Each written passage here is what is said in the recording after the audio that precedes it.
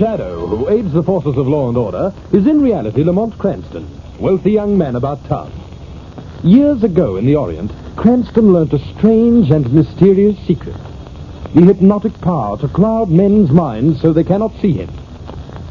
Cranston's friend and companion, the lovely Margot Lane, is the only person who knows to whom the voice of the invisible shadow belongs.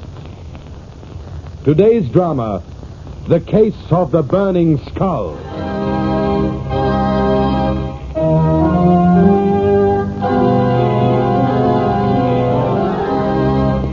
A late afternoon thunderstorm breaks over the city. As the streets empty and everyone runs for cover, two men collide as they dash into the shelter of a small doorway.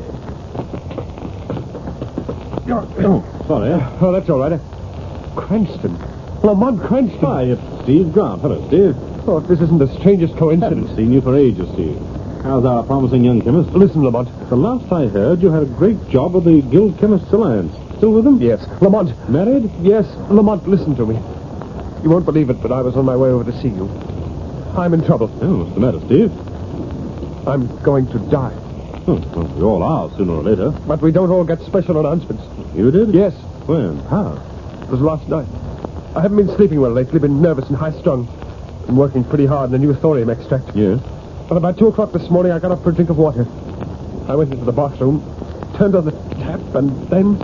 Go on. I saw a burning skull staring at me. You what? I hadn't bothered putting on the lights. In the darkness, I saw a hideous burning skull grinning at me, pale and flickering, burning a dull green in the blackness. Yes? It was a terrible shock. I suppose I must have fainted. When I recovered, it was gone. But I knew it was a warning. Now, look here, Steve. You should realize that the obvious fact of the matter is that you're tired, overworked, possibly headed for a nervous breakdown. It was a presentiment, Lamont, a warning. It was an hallucination. Now, you pay attention to your Uncle Lamont. You want my advice? Oh, yes. Now, here's the address of a friend of mine, Dr. Neil Harrison. He specializes in your kind of case. Too much work and too much imagination. You go and see him at once. Then you don't think that skull... My dear Steve, the most horrible presentiment in the world can be dispelled with bicarbonate of soda and 2 weeks in the country. I know.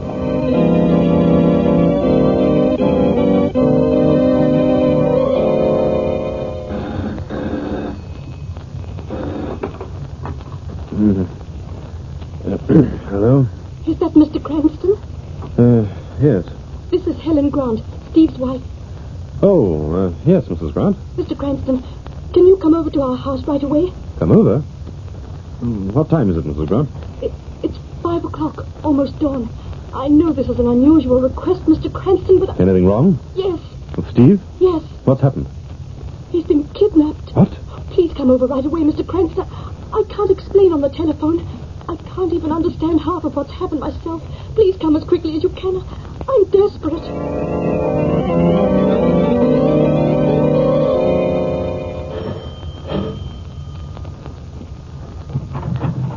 Oh, Mr. Cranston, I'm so glad you're here. I've been half out of my mind with worry. No, Mrs. Grant. Suppose I come in and you tell me all about it. Yes, you come in. Please sit down, Mr. Cranston. Thank you. Now, Mrs. Grant, from the beginning. Well, it was about midnight. I'd gone to bed and had been asleep a few hours. Suddenly I awoke. I'd heard a sound, an awful sound. What was it? It was a kind of sobbing. Seemed to come from Steve's bedroom across the hall. What did you do? I got up and went to the door of my room. I opened it. It was dark in the house. In the blackness, I saw... What? A burning skull. You're sure of that? Yes, it was just a little distance away. It was coming out of Steve's room, floating in the air, burned with a green, flickering flame.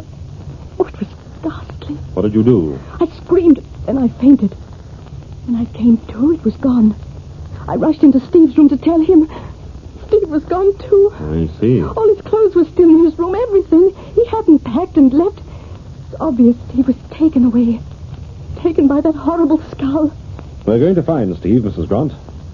You know, I believe in the existence of murder, burglary, kidnapping, crime, clever criminals.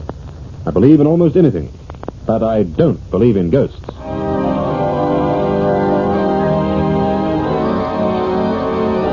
Well, this is a lovely crime to serve me early in the morning, Cranston. What in the blazes do you do? Do you sit up all night working out crazy cases to worry me with? I haven't enough imagination to invent anything like this, Commissioner. Yeah, well, what about you, Miss Lane? Do you believe in this ghost story? I don't know yet.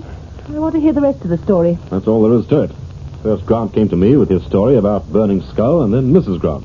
Was it a kidnapping, Lamont? Perhaps. I've gone over Steve's room. All his clothes are there, his shoes, everything. Most important, his passport was there, licenses, checkbook, everything. What's that supposed to prove? Nothing much, except the fact that Grant doesn't seem to have walked out of the house voluntarily. A man might think up an ingenious plan like this to leave his wife, but he doesn't leave all his money and papers and important documents behind. Yes, that's right. But what about the sobbing noise Mrs. Grant heard? And I couldn't find anything to account for that. So it all boils down to this. A chap disappears. He and his wife tell a crazy yarn about burning skulls, and we're supposed to believe the said skull kidnapped the man. That explanation will do until a better one comes along. Have you a better one, Commissioner? Certainly, I've got a better one. The obvious one. Grant and his wife thought up the scheme between them to defraud the insurance company. He isn't insured. Well, he's trying to get publicity for some crazy invention he's made. He was a research chemist working for the Guild Chemist Alliance. He made no invention, and if he did, it would belong to the Guild Company and not to him. Well, then I don't know. It's beyond me, Cranston. But I'll tell you one thing. I don't believe you or Grant or his wife. I don't believe that Grant saw anything, either of them. And if they did, it wasn't a burning skull. You can think that over for a while. Hello, Weston speaking. Yes? What? What was that? Well, all right. I'm coming right over. What is it, Commissioner? You look startled, to say the least. That phone call has just dropped a bomb into my lap, Miss Lane. Well, now let's have the explosion. Adam Edwards, the broker, has just reported a burglary in his home. $15,000 in cash was stolen. Why, Commissioner, a robbery of that size is no explosion. No? Well, perhaps you'll sing a different song when you know the money was stolen by a burning skull. Suppose you tell us your story, Mr. Edwards. Well, it's quite simple and quite frightening. I was awakened this morning about 3 o'clock by the sound of somebody moving about in my study. Yes? It's a well-known fact that I keep large sums in cash in the house. I assumed that some ill-advised burglar was trying to relieve me of my money. Why ill-advised? I'm a crack shot, Mr. Cranston, and have a license to keep a revolver in the house. I immediately arose, got the gun, and tiptoed towards the study. And then? I opened the door very carefully. I confess I was shocked and frightened.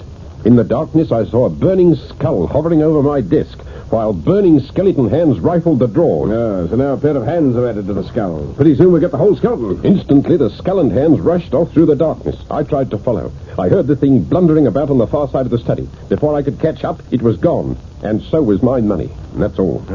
This is too much for me. What is this, a conspiracy? Are you trying to pull my leg? You don't believe my story, Commissioner? Frankly, no. I see. Come this way, please. Where to?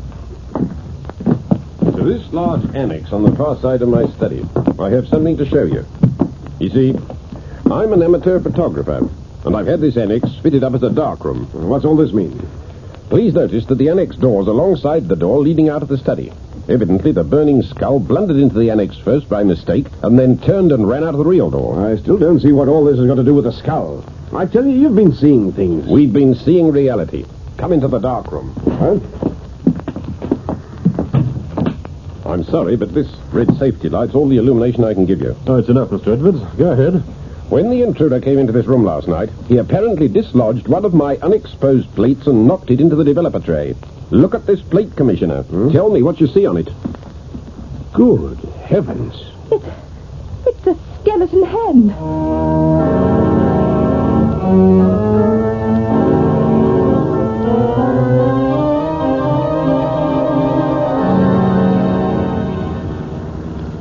Well, this is a fine thing, Mr. Cranston. A fine thing indeed.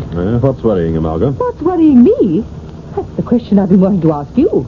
You sit around all day as though it were gloomy Sunday. I was thinking... No, I was worrying about the burning skull. Suddenly at 7 o'clock tonight, you announce we're going for a drive. Where? To visit a friend. Why? To pick up a clue on this case. Who's the friend? Dr. Neil Harrison. I sent Steve Grant to see him yesterday afternoon. It's just possible that Steve might have said something to Dr. Harrison that would give us a clue. Then all that worrying, thinking this afternoon didn't help? No inspiration? It certainly did. Right now, the fire of inspiration needs a little more coal. To be shoveled on by Lamont Cranston Stoker. No. Lamont Cranston, Shadow.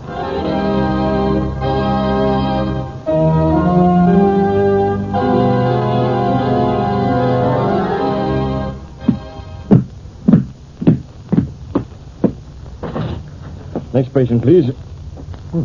That's odd. Waiting room's empty. I could have sworn I had a patient come in. Who's that? Your patient, Dr. Harrison. Patient? Where? An invisible patient, Doctor. Oh, this is absurd. It's some trick. Who are you? Men call me the Shadow. The Shadow. You've heard of the Shadow, Dr. Harrison. The Shadow seeks only one thing, the truth. The truth? About what? The truth about all things. The truth about Steve Grant. Grant? Oh, yes. He came to see you yesterday. Yes, Lamont Cranston sent him. You treated him? No, I didn't. Why not? The truth, Dr. Harrison. Yes, I'll tell you the truth. I couldn't treat him. He was... Dr. Harrison.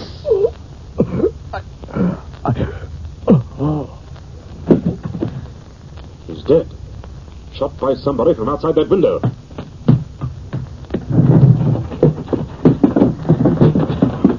Lamont, where are you? Lamont! Right here, Margot. Outside this window. I heard shots while I was waiting in the car and Yes, someone fired through the window while the Shadow was questioning Dr. Harrison. The doctor is dead. Now, come on. We've got to find that murderer if we can. But it's pitch dark, Lamont. Careful. He must have run off this way. Do you know who killed the doctor? No. But I'm afraid we'll never find out now. Lamont! Yes, Margot? Look! Running down the street. Way up there, Lamont! Yes, I see it, Margot. It's a burning skeleton.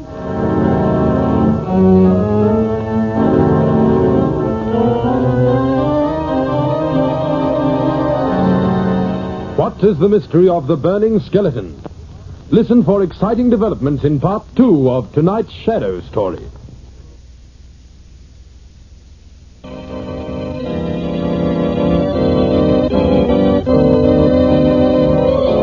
And now, back to the Shadow. We pick up our story as Commissioner Weston is interviewing Margot and Lamont at police headquarters. Cranston, this is the most insane case I've ever heard of. Well, there's nothing insane about it. Harrison was shot dead. The murderer fired through that window. It was a .38 caliber slug that pierced Harrison's heart. What could be more realistic than that? Nothing. Outside of the fact that you claim a glowing skeleton finger pulled the trigger. We saw the skeleton, Commissioner. Oh, I believe you, Miss Lane. Too many people have seen it for me to hold on to the hallucination theory. But I only wish I could see it just once. Commissioner. Yes, what is it, Muldoon? We've just picked up a message from one of the patrol cars. Yes? They've located the burning scar just break into the Zircon Jewel Store on High Street. He's in there now. If we rush, we can get over there in time to trap him coming out. Let's hurry, Commissioner. This time it looks like you're going to get your wish.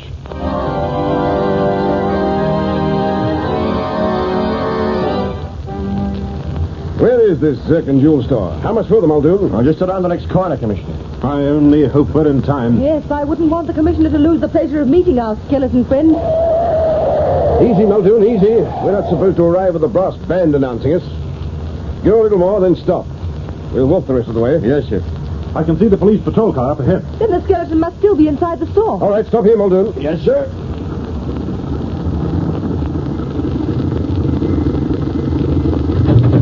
Now, come on. And remember, let's keep quiet. This is our big chance to know. Commissioner! Who in blazes are those maniacs? Look, he's coming out. It's a burning skeleton, Commissioner. Good heavens. Well, come on, let's get after him. Grab him, you men. Don't let him get away. They're shooting wild, Commissioner. Now, I can't blame him at all, the saints preserve me. But that's a nasty thing to be seen in the dark. He's getting away. Faster. It's no use, Commissioner. We'll never get him. No one will ever get him. Now, don't start any superstitious nonsense, Muldoon. Muldoon's right, Commissioner. The skeleton's vanished. We couldn't hold him, sir. We did the best we could. He got O'Brien. This is a fine thing. What's the matter with you? Are you a lot of babies afraid of skeletons? All right, then. Let's get back to the Zircon store and see how much the skeleton got away with this time. Wait. All right, what now? Apparently our thief did not get away with all he took. Look on the ground there. Lamont, there's 3 unset diamond brilliants. I've got them. Here you are, Commissioner. Hold. Smoke. What's the matter? Have a close look at these diamonds. Look at the color. Color? They've turned blood red.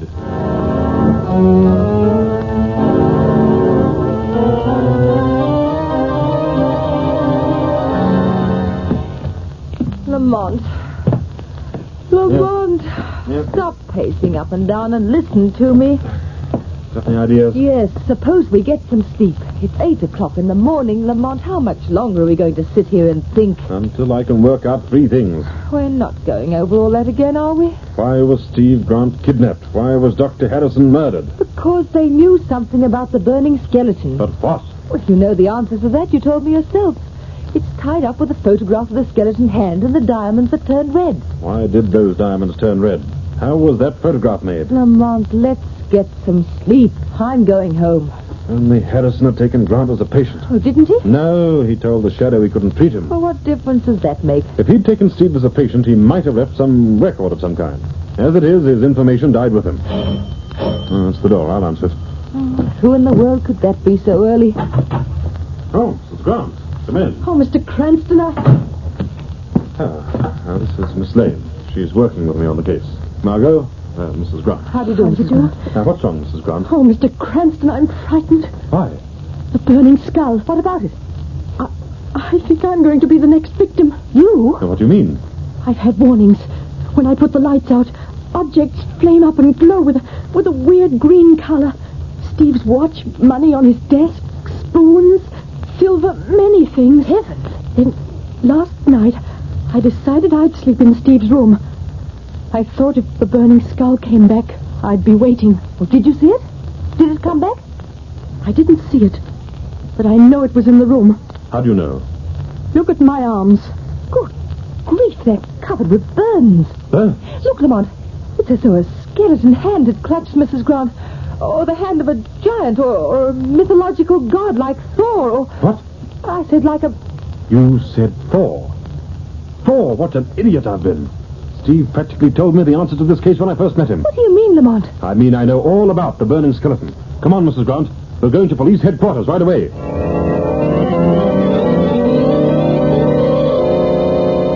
Now, just a minute. As I said before, don't all talk at once. All right, then. Now, what do you want me to do about Mrs. Grant, Cranston? Here's the idea. You're to take Mrs. Grant into protective custody. It's to be kept secret. Why? You'll find out soon enough. At 6 o'clock tonight, I want you to give this news item to the paper. I've written it out for you. Oh, Cranston, break it down a bit, will you? Look, you're making me dizzy. Now, listen, Commissioner. Do you want to get your hands on the burning skeleton? What a question. Then do exactly what I've told you. And what in blazes are you going to do? I'm going to trap the burning skeleton.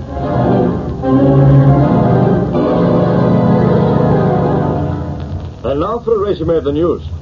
In an attempt to protect the wife of Steve Grant, the police have taken Mrs. Grant into protective custody. She's being held under close guard at the old mansion house outside the city. There, in a lonely building set in lonely fields, the widow of Steve Grant wonders about the fate of her husband and the strange burning skeleton that was his doom. Turn it off, Margaret. That's fine. Now, what time is it? 8 o'clock. And our skeleton has known the news for 2 hours. He'll be here soon. Here at the mansion house? Correct. Under the misapprehension that Mrs. Grant is here, too. But he's only going to find us. Just the 2 of us. The 3 of us. You're forgetting the Shadow. Oh. But look here, shouldn't you be the Shadow now? Suppose our burning skeleton walks in unexpectedly. He can't. We'll have plenty of warning of his coming. I've run a circuit of electricity in a circle around the field surrounding this house. But how will that warn us? There are 4 concentric rings circling this house, Margot. Each is made of a single wire carrying enough current to signal when the skeleton steps over. We'll hear the signals on this electroscope connected with the circuits. But wouldn't any person crossing those circuits cause the signal to sound? Not any person, Margot. Just our friend. Why? Because of the peculiar constitution of his body. You see, just a minute. That's the electroscope. The skeleton? Yes. He's inside the outermost circuit. He's inside the second circuit.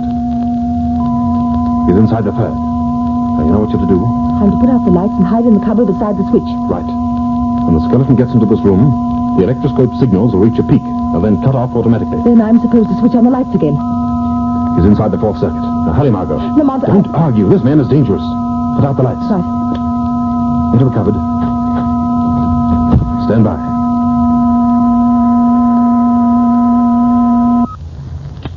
What's that? Who's there? Don't move. Good evening, Steve Grant. Who's that? The Shadow. Shadow? I can't see you. No man sees the Shadow, but all men see you, skeleton. You know Shadow. The shadow knows everything. You were a foolish man, Grant. A fool. I was desperate. When Dr. Harrison told me I'd caught radium poisoning, that the salts were in my blood and bones, that there was no cure, that there was death waiting 2 months off. You sought to revenge yourself on the world. No, I thought only of my wife. She had nothing. There was no money, no insurance, nothing. I had to raise something for her. I couldn't leave her penniless. You had no right to rob. There was no other way to raise money. You had no right to murder. There was no other way to keep my secret. I couldn't let her discover her husband was a thief. She'd never have kept the money I was raising for her. You were insane. I was desperate. Oh, for heaven's sake, you can't betray me. The shadow seeks justice. Justice. There will be justice for your wife. There must be justice for those you have robbed and those you have killed. No. Now, listen, I'm going to die anyway. I'll pay for the deaths, pay with my own. There must be justice, Grant. You'll never take me. I warn you, I've killed before. I'm not afraid to kill now. You're mad, Grant. You must pay in full. No!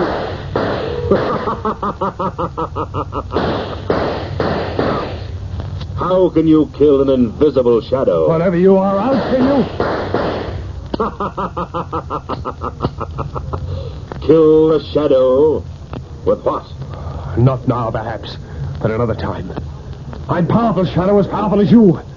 These burning salts in my bone and flesh give me a power no man has ever realized before. I'll return for you soon. You will never leave. Try and stop me. You can't escape the shadow, Grant. Try and stop me. Stop, Grant. Shadow! Stay there, Margot. Keep out of this. I'm going with you. There he goes, across the field. You can see the glowing skeleton running. Keep back, Margot, if you value your life. Why? What's the matter? Grant is running towards the high-tension wires on the road. If he gets too close to that tremendous current, stop, Grant. Stop running. No one will ever stop me. No one will ever stop me. If you value your life, don't move another step. Stop. Shadow, He's dead.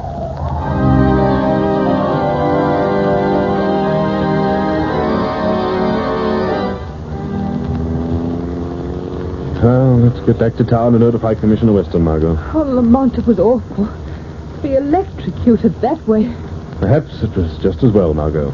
But, Lamont, I just can't understand it. What happened to Steve Grant? He was experimenting on a radioactive salt called thorium. Thorium? Oh. So that's why the mention of the god Thor put you on the right track. Yes, Margot. Grant apparently became infected with enough radium salt to poison him. When he first saw the skull grinning at him, it was his own face he saw in the bathroom mirror. Oh. Dr. Harrison must have explained the truth to Grant. Grant turned desperate and tried to raise money to leave to his wife. And he killed Dr. Harrison before the doctor could tell the police the truth about the burning skeleton. Yes, but I should have realized the truth sooner. Naturally, radium emanations are the only thing that can make a man's bones shine in the dark. Radium explains how Edwards's photographic plate was exposed. Radium accounts for the diamonds that turn color. Radium emanations change the color of precious stones. So when you had that news broadcast made about his wife being at Mansion House, you knew it would track him. Of course. His only thought was for his wife. That's the explanation of the sound she heard that night he vanished. She heard poor Steve crying hysterically. When she got up and opened her door, she didn't see a skeleton kidnapping Steve. She saw poor Steve leaving. I don't think it's poor Steve. Poor Mrs. Grant. Don't worry about her, Margot. The shadow may be just, but he is also merciful. So the shadow is going to temper his justice with mercy. Yes. And the name of that mercy is Cranston's bankroll.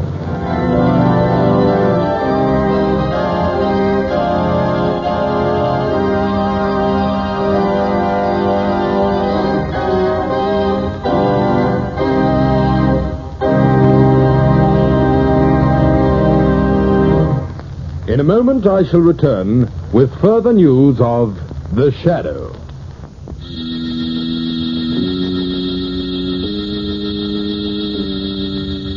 Next week, same time, same station, we bring you another strange and thrilling adventure in The Shadow's daring battle against the forces of evil. Be sure to listen.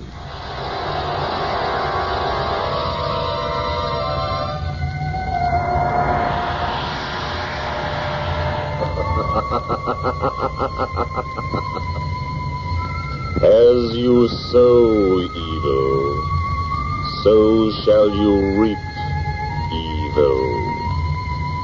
Crime does not pay,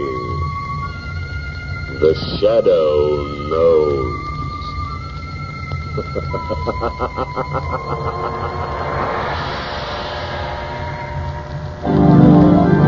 This feature is produced by Reg Johnston for Grace Gibson Radio Productions. A masterpiece of suspense.